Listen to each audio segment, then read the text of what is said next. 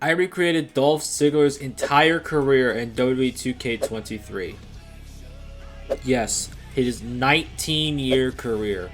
So, we will go through the highest of highs, the middle of the roads, and the worst of the worst. And you know what? We're going to start off with the worst of the worst, because I think everyone knows what he started as. Yeah, kind of surprised you there, didn't I? Yep. It's not what you think it was. Dolph Ziggler's first appearance on WWE television was Kerwin White's caddy. He would go by the name of Nick Nemeth, and he would make some appearances with Kerwin White. However, 2 months later, Eddie Guerrero died, so they immediately scrapped the Kerwin White gimmick, and poor Dolph was sent back to OVW to be a part of the infamous The Spirit Squad! Dolph would go from being the caddy for Kerwin White to being a part of a male cheerleading squad. Known as Nicky, he debuted with the Spirit Squad in 2006. The Spirit Squad would align with Vince McMahon as he was feuding with Shawn Michaels and God.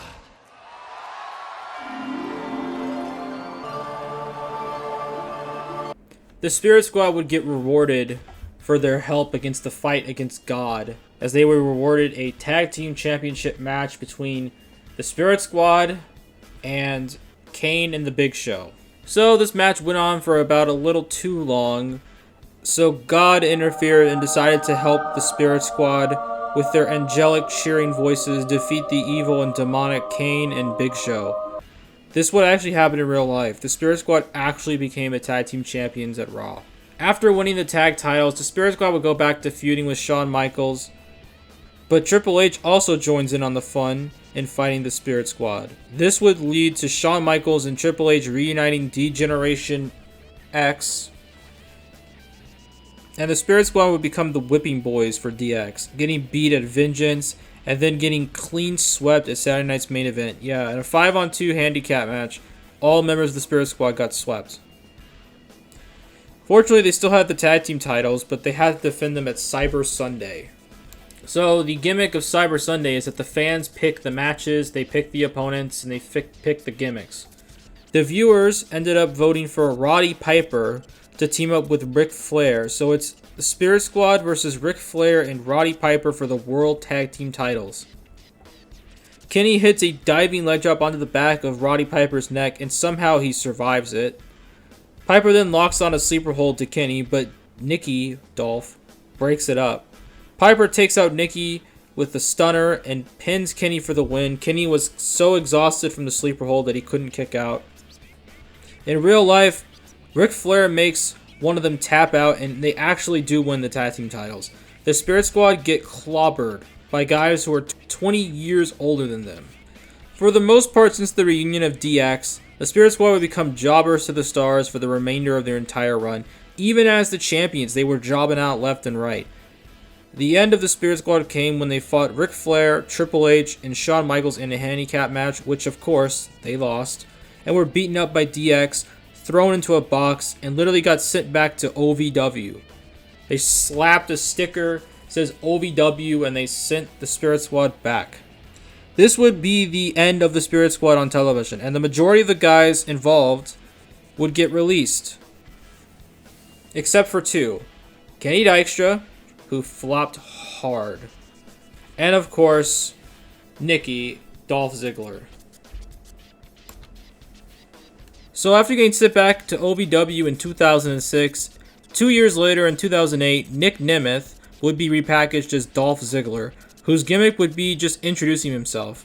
Kind of like the shy kid on the first day of school who's trying to make some friends with other kids. He then gets suspended for 30 days for violating the drug policy. Oops. So he returned a month later in doing the same thing, introducing himself to Shawn Michaels, who kicked him in the mouth. But Dolph would have his first match on WWE television against Batista. This match would go on to be a 5-minute match or so. But Ziggler would get some offense in to make him look good, but still would fall to probably the worst looking Batista bomb I've ever seen in my entire life. Look at that. Look how ass it looks. It looks trash. Like, what the hell? How did Dolph Ziggler's 2009 start off? Well, he entered the first of many Royal Rumbles, but he'd run into the Big Red Machine and get tossed out in 21 seconds. In April, Dolph would be drafted to the SmackDown brand. So maybe a new change of pace for Dolph Ziggler. And he would get a shot at MVP's United States Championship, which he lost. Ziggler would then start a rivalry with the Great Khali. Ziggler would get his first pay-per-view singles match against the Great Khali at The Bash 2009 and would end up winning due to interference by Kane. He'd move on to the Intercontinental Championship held by Rey Mysterio, and these two would clash at the 2009 SummerSlam. Now hold on. I know that this match was in Showcase of W2K22, but just please bear with me.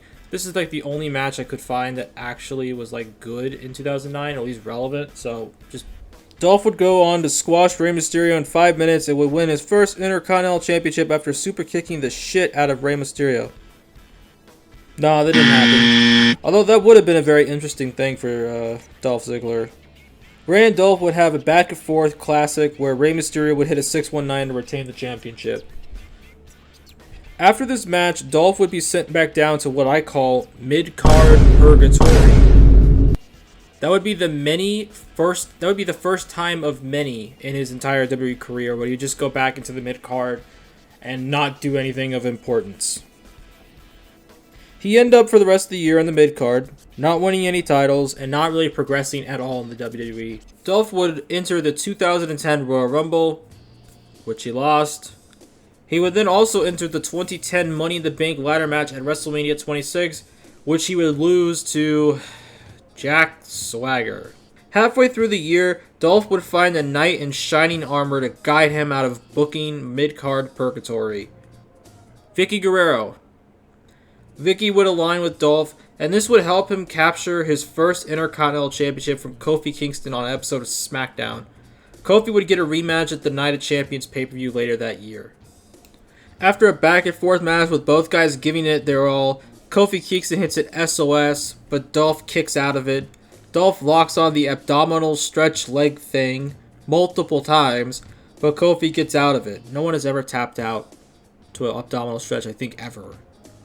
Dolph kicks the shit out of Kofi Kingston and pins him after collapsing onto him because of exhaustion. Dolph is still your Intercontinental Champion, and this actually did happen in real life. So, good job, Showcase. So Dolph would hold the Intercontinental title for the rest of the year, and he would start out the year of 2011 as the champion. But he'd lose it to Kofi Kingston 4 days later on a SmackDown, because of course he does. But, on the same night, Dolph would become the #1 contender for Edge's World Heavyweight Championship.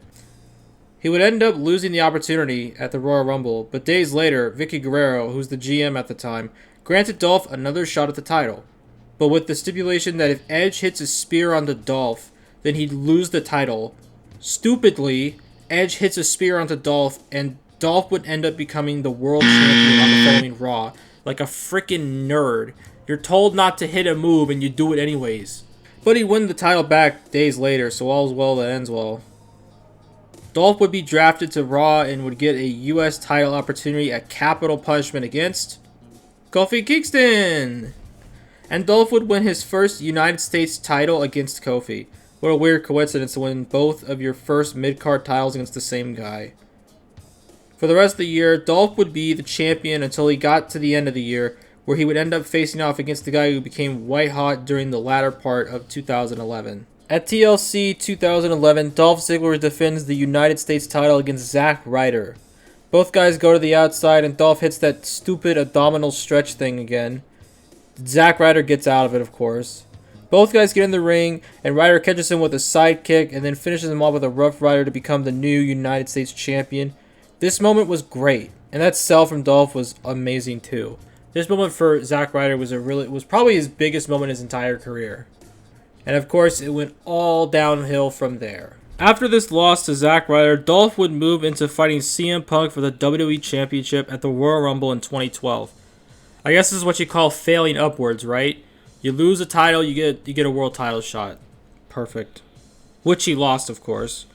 The same night, he entered the Rumble match, which he lost as well. He'd go back to mid-card purgatory until June, where he would challenge Sheamus for the World Heavyweight Championship. which he was unsuccessful at in No Way Out. 1 month later, his career would change forever. When he qualified for the Money in the Bank ladder match and would go on to win the entire thing, securing him a world title match whenever he wanted throughout the year. He tried but failed to cash in the Money in the Bank briefcase multiple times. Eventually, he'd get into a feud with John Cena over the Money in the Bank briefcase and AJ Lee. And this would lead to a match at TLC 2012. So Dolph defends his briefcase against John Cena. Dolph goes for the briefcase, but Cena tips it over and powerbombs him onto 2 ladders. AA is then countered by Ziggler and he hits a zigzag immediately afterwards. Cena does his comeback and hits an AA onto Dolph. Cena climbs the ladder, but Dolph recuperates and climbs up, and we have a final showdown between these two on top of the ladder. In the end, Dolph knocks Cena off and takes the briefcase down to retain it. In real life, this happened, but there is a twist. AJ Lee tipped over the ladder, which gave enough time for Dolph Ziggler to recover and reclaim the briefcase, and this would form an alliance between AJ Lee and Dolph Ziggler. In 2013, Dolph Ziggler would enter the 2013 Royal Rumble at number 1 and would stay in there for about 50 minutes before getting eliminated by the eventual winner, Sheamus. Ziggler would team up with Big E to take on Team Hell No at Mania 29, but would fail in their attempt to get the tag titles. The night after, Dolph Ziggler would cash in the Money in the Bank briefcase on Alberto Del Rio and win the World Heavyweight Championship. Just look at this reaction. Just look at this whole clip. Look at this. In the Izod Center. The crowd was unbelievable, and this was an incredible moment for Dolph Ziggler, and just an incredible moment in general.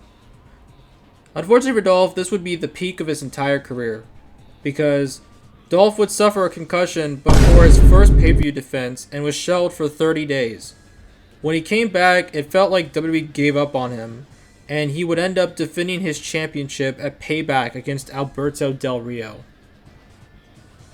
Alberto goes for the armbar, but Dolph gets out of it, hits a super kick and a zigzag to retain his championship. Dolph Ziggler is the World Heavyweight Champion, and no one can take... Just kidding, it didn't happen.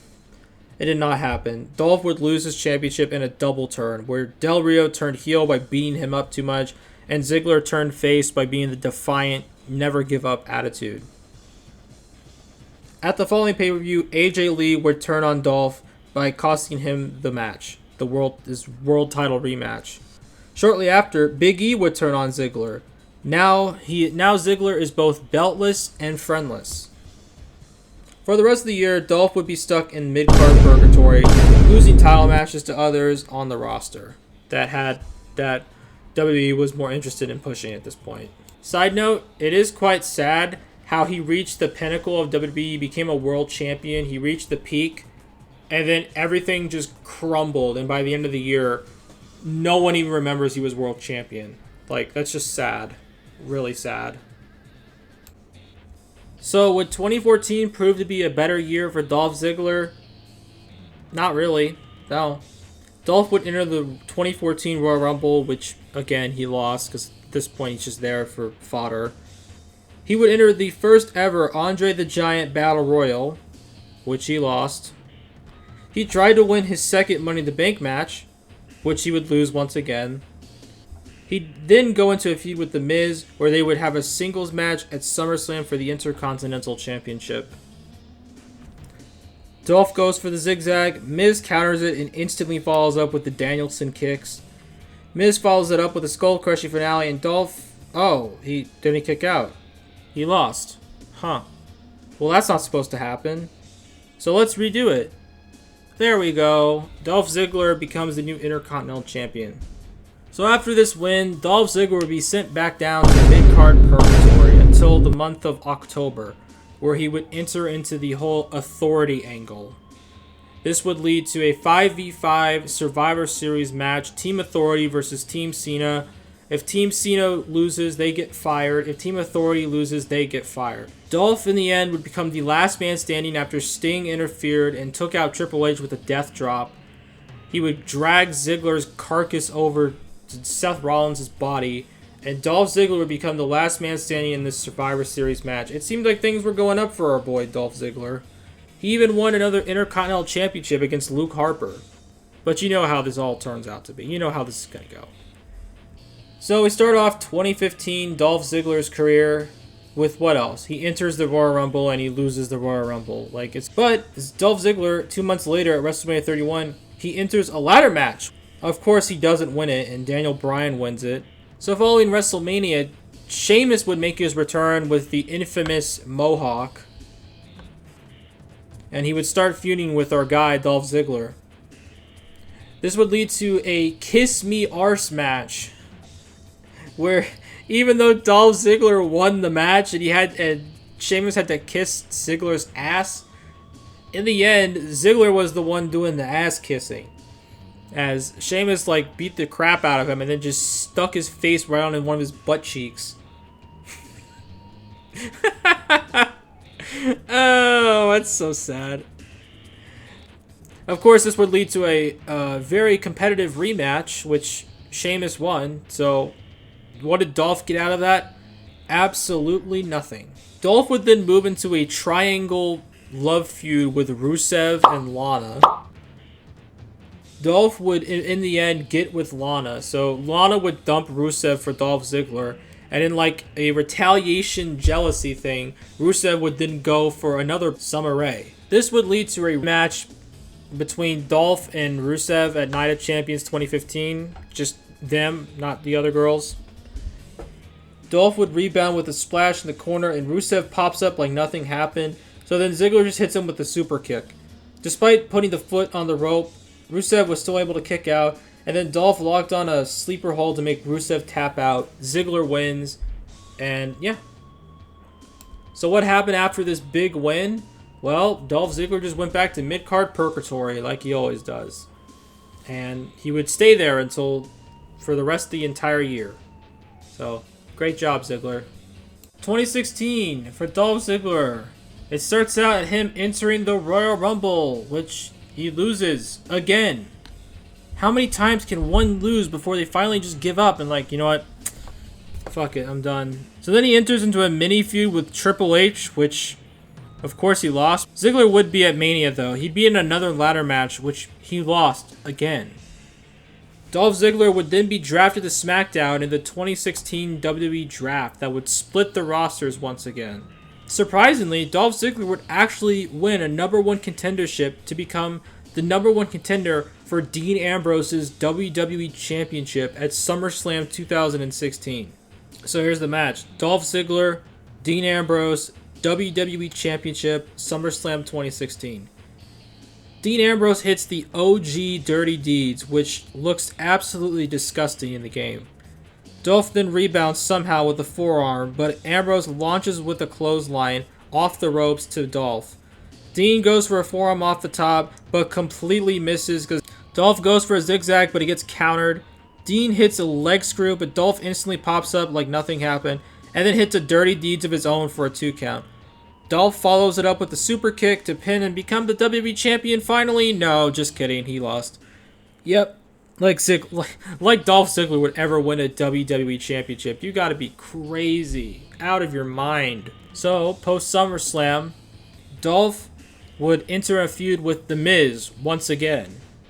This time he'd be fighting him for the Intercontinental title. He already did that.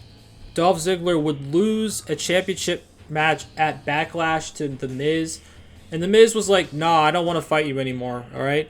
Dolph's like, okay, then I'll put my career on the line to get a title shot. And The Miz is like, okay, cool. So we have a career versus title match. Dolph Ziggler's career versus The Miz's championship. Dolph hits a super kick onto The Miz. Maurice is on the outside trying to do a distraction, but it doesn't work because Dolph just pins him for the 3. Dolph Ziggler wins the championship and his career in a squash match.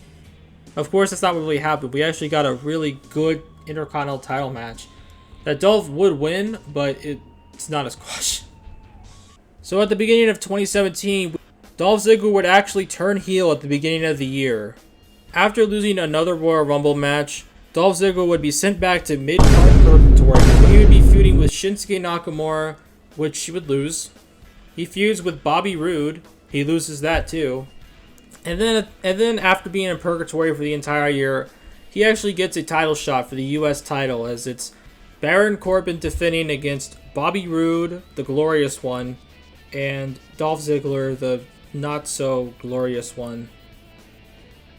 Bobby Roode pounds Corbin with a chair on the outside as Ziggler is looking on in glee.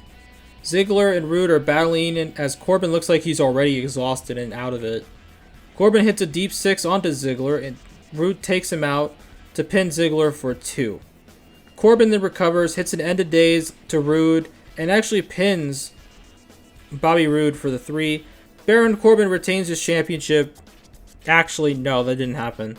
Dolph would actually win and become the new United States champion. I know, it's a shocker. Dolph Ziggler actually winning a Midcard title. However, the SmackDown after TLC, he would quit. He would quit the company and he would vacate the title. Then what's the point? Why would you... So now we're in 2018. We arrive at the Royal Rumble, where Dolph Ziggler makes his grand return to the WWE at number 30, and he gets thrown out like garbage. As after this, he'd be once again sent back to Midcard Purgatory, where he would just be doing nothing for like a couple months. But then after Mania, Dolph would get drafted to the Raw brand, and he'd actually have a purpose this time. He would align himself with Drew McIntyre, who recently returned to the company in NXT and now making his main roster return. This would resuscitate Dolph Ziggler's career, as both guys would dominate Raw. Dolph Ziggler would actually, for the majority of the year, he would be like in major programs on Raw. Dolph would enter a feud with Seth Rollins for the Intercontinental Championship, in which he would actually win another Intercontinental Championship under his belt. This would lead to a match between Seth Rollins versus Dolph Ziggler at SummerSlam 2018.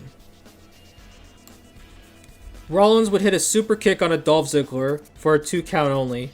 Rollins looks like he's going to go for a curb stomp, but Ziggler wisely rolls out of the ring. Ziggler hits a comeback to Rollins, but he no-sells it and gets super kicked right in the face for a 2 count from Ziggler. Rollins then recovers, hits a package super kick, followed up by curb stomp to win back the Intercontinental Championship. And this actually played out pretty similar to it did in real life, so that's cool. So after losing the Intercontinental title to Seth Rollins, Dolph Ziggler and Drew McIntyre would then move into the tag team division, which they would win the tag titles from the B team, Bo Dallas and Curtis Axel, which would then lead to another match at 2018 Hell in a Cell, where Ziggler and McIntyre defend the titles against Seth Rollins and Dean Ambrose. Ziggler and McIntyre would retain the titles.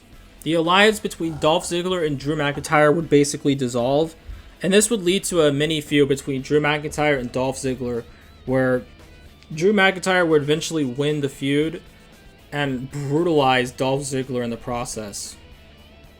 So 2019, Dolph Ziggler enters the Royal Rumble, which he loses again. Rather than going to Midcard Purgatory, Dolph Ziggler actually disappears for real this time. He goes on a comedy tour because he's a comedian for like 3 months. Yeah, he's gone for 3 months for his comedy tour. And Ziggler returns to WWE to take on Kofi Kingston, who is the WWE champion. We got this infamous promo from Dolph Ziggler. It should have been me. It should have been me. And then we get to the match. Dolph Ziggler versus Kofi Kingston at Stomping Grounds 2019. Jesus, those shit pay-per-view. The match consisted of these guys throwing each other off the top of the cage, getting back up, and then repeating it for like 15 minutes. After what felt like hours, Kofi throws Ziggler off the ladder for the final time and escapes the cage to retain the WWE Championship. So after his failure in capturing the WWE title, Dolph Ziggler would look to fight someone. And he got to fight Goldberg, who absolutely destroyed him and demolished him. But despite this loss, Dolph Ziggler would soon form a tag team with Bobby Roode. They would form the Dirty Dogs. The Dirty Dogs would take on the team of Seth Rollins, who's all decked out in red, and Braun Strowman, who's also decked out in red. Oh my god. You got red titles, red pants, red belts. Like, what is with the obsession? I don't know. And Dolph Ziggler and Bobby Roode would actually win the tag team titles. A month after their formation, they'd actually win tag gold. Of course, there would be a draft once again, and the Dirty Dogs, Dolph and Roode, would get drafted to SmackDown. And they would enter into a feud for being lackeys for Baron Corbin, who was King Corbin at the time, as he was fighting Roman Reigns, the big dog. And we got this infamous segment of the dog food segment. And then they brought out a pet dog in a costume. And now I move on to 2020. Dolph Ziggler enters the Royal Rumble and he loses again. However, we go on to the next pay-per-view, Elimination Chamber, where the Dirty Dogs take another L. Oh my god. Lots of L's already, huh? Of course, after the Elimination Chamber, the COVID-19 pandemic spawned onto the world. Bobby Roode could not compete in the WWE due to COVID restrictions. So that means the Dirty Dogs were put on hold and Dolph Ziggler would have to go singles. And he pivoted to Otis, who was in a relationship in a love angle with Mandy Rose, I think. Yeah. And this would lead to Dolph Ziggler's first WrestleMania singles match in front of no fans and wrestling Otis in the middle of the card. This is like the most appropriate thing for Dolph Ziggler ever. Dolph goes for a sleeper hold, but Otis is able to get out of it, wiggle out of it. Otis splashes Ziggler in the corner, and Otis hits the wonderful, amazing, awesome, not stolen move, the Caterpillar. Although I think it's better than the Worm. But after the Caterpillar, Otis just picks him up, hits a World's Strongest Slam for the 3 count. This was Dolph Ziggler's only WrestleMania singles match in his 19-year career. So Dolph Ziggler would go to purgatory once again. He'd come back on Monday Night Raw as Drew McIntyre is the champion. Dolph Ziggler would challenge Drew McIntyre for the WWE title in front of no fans. Drew McIntyre would retain, and Dolph Ziggler would go back to wherever he was. I guess his comedy tour or something. I don't know. But Bobby Roode would be able to come back to the WWE due to, getting his restrictions sorted out. So the Dirty Dogs are back. Yay! Woohoo! So 2021 starts out for Dolph Ziggler. He actually gets a title shot right off the bat. On SmackDown, the Dirty Dogs take on the Street Profits for the SmackDown Tag Team titles. So here we go. Dolph hits a famouser to Dawkins, but Dawkins gets distracted somehow. As Ziggler is acting all confident, Angelo comes back in with a shoulder block tackle. Ziggler bounces back from it with another famouser. Angelo hits another shoulder block, and Ziggler tags out. I guess he's tired. Dawkins hits a spinebuster and tags in Montez, who gingerly walks over, and then Bobby Roode surprises him with a spinebuster. Roode then hits a glorious DDT, and Angelo forgets how to break up a pinfall. He gets in the ring, he walks around for a bit, and Bobby Roode actually pins Angelo Dawkins for the 3, and the Dirty Dogs become the new tag team champions. I honestly wish this was the ending of the match, because it would be so freaking stupid, but you know what? But they did win the tag titles, so that's something. Dolph and Roode would go on to hold the tag team titles until about May, where they would have their toughest challenge. Dolph and Roode would take on the Mysterios. You know, when Dominic was not a little brat and Rey Mysterio wasn't a deadbeat dad. Good times, right? So here's the match. Dolph Ziggler, Bobby Roode, the Dirty Dogs defend against Rey Mysterio and Dominic Mysterio at WrestleMania Backlash in 2021. Dominic hits a 3 Amigos and a frog splash, but Ziggler breaks up the count. Roode tags out to Ziggler, and Ziggler hits a zigzag, but Rey breaks that up. As Roode is beating up Rey on the outside, Dolph hits a super kick onto Dominic to pin for the 3. Dirty Dogs retain. No, that didn't really happen. The Mysterios would win the tag belts here, and this would be their first championships, I believe, in the company as tag team. For the remainder of the year, Dolph Ziggler would be off television until October, where they would get a title shot against RK Bro, which they lost, because of course they did. And they would fight him a couple more times, but they lost every time. And then after those title matches, they basically did absolutely nothing for the rest of the year. 2022. We start off with, of course, Dolph Ziggler entering another Royal Rumble and losing. Classic Dolph. So Dolph decides, screw it, I'm going to NXT. And to the shock of everyone, he gets into a match with Braun Breaker and LA Knight. And actually, not LA Knight, what the fuck? Dolph gets into a match with Braun Breaker and Tommaso Ciampa. And Dolph Ziggler would actually win the NXT Championship. The crowd was stunned. Like, look at this guy. He was just flabbergasted. As Dolph Ziggler became a world champion. And I put quotation marks about world champion when it comes to the NXT title. Dolph Ziggler would have his first title defense against LA Knight, which he would win. He would retain. And this would lead to a match at NXT Stand and Deliver, the main event. Braun Breaker is challenging Dolph Ziggler for the NXT Championship with Bobby Roode in his corner. So here's the match. Dolph hits a series of clotheslines and follows it up with a sleeper hold to Breaker. Breaker gets out of the sleeper hold and hits his own flurry of offense in retaliation.